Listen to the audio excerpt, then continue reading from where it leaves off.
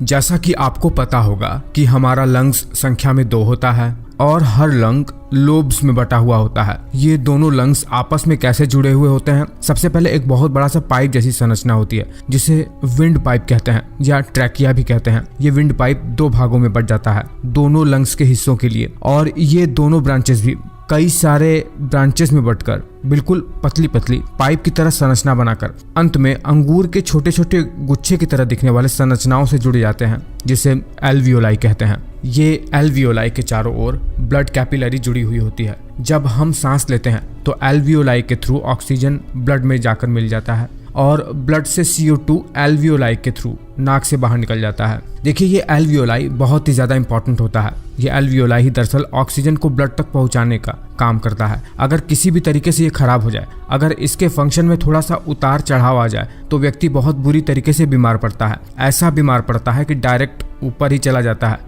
देखिए, एक ऐसी ही बीमारी है जिसका नाम है न्यूमोनिया, जिसमें ये एल्वियोलाई बहुत बुरी तरीके से प्रभावित होता है। और ये एल्वियोलाई प्रभावित होता कैसे है, किन चीज़ों से होता है, चलिए इसके बारे में भी जानते हैं। देखिए, ये न्यूमोनिया दरअसल एक संक्रामक बीमारी है, मतलब इन्फेक्शियस बीमारी है, जो कि बैक्टीरिया, वायरस, पैरासाइट या फंगस जैसे चीज़ों से हो सकता है। मतलब इन 3-4 पैथोजन से, कोई बाहर से आने वाली चीज़ से। देखिए, न्यूमोनिया में क्या होता है? न्यूमोनिया में दरअसल यही चारों में से किसी एक पैथोजन का इन्फेक्शन हमारे फेफड़ों के एल्वियोलाई में हो जाता है, और जब इन्फेक्शन हुआ यहाँ पर इम्यून सिस्टम अपना काम करना शुरू कर देता है। यहाँ बहुत ज़्यादा इन्फ्लेमेशन हो जाता है। ऐसे ऐसे केमिकल रिलीज होने लगते हैं इम्यून सिस्टम के द्वारा कि यहाँ पर एल्वियोलाई के अंदर, जहाँ पर सांस का आना जाना होता है, ऑक्सीजन और कार्बन डाइऑक्साइड का एक्सचेंज होता है, वहाँ पर फ्लूइड का एक्यूमुलेशन हो जाता है, मतलब पानी जमा हो जाता है वहाँ पर एल्वियोलाई में किसी भी प्रकार का इन्फेक्शन तभी हो सकता है जब आपका इम्यून कमज़ोर हो गया हो। अदरवाइज ये बहुत ज़्यादा मुश्किल है कि कोई भी वायरस या बैक्टीरिया एल्वियोलाई में आकर आपके फेफड़े को, जो चिपचिपा सा पदार्थ है म्यूकस, उसको इस्केप करके एल्वियोलाई में इन्फेक्शन कर सके। अगर एक बार इन्फेक्शन हुआ, यहाँ इन्फ्लेमेशन चालू हो जाएगा इस एल्वियोलाई में, और यहाँ पर म्यूकस और फ्लूइड का एक्यूमुलेशन हो जाएगा। ऑक्सीजन कभी भी आसानी से ब्लड में पास नहीं हो सकेगा और कार्बन डाइऑक्साइड एल्वियोलाई में नहीं आ सकेगा।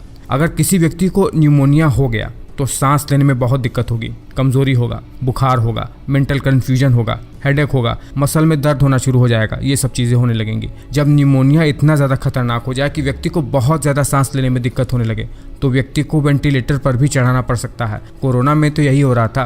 कोरोना में लोगों को न्यूमोनिया ही हो रहा था, लेकिन ये सब बहुत ज़्यादा सीवियर कंडीशन है।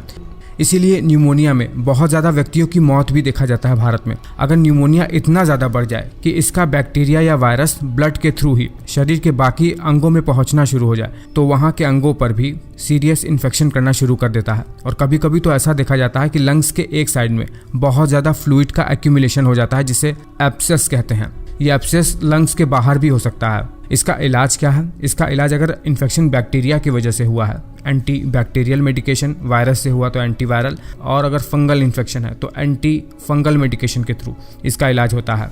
आराम करना, फ्लूइड का इंटेक लेना और अपने डॉक्टर की सलाह को मानना, बस इतना करके आप इसका इलाज बहुत ही आसानी से कर सकते हैं। उम्मीद करता हूँ कि आप ये बात बहुत ही आसान से आसान शब्दों में समझ गए होंगे।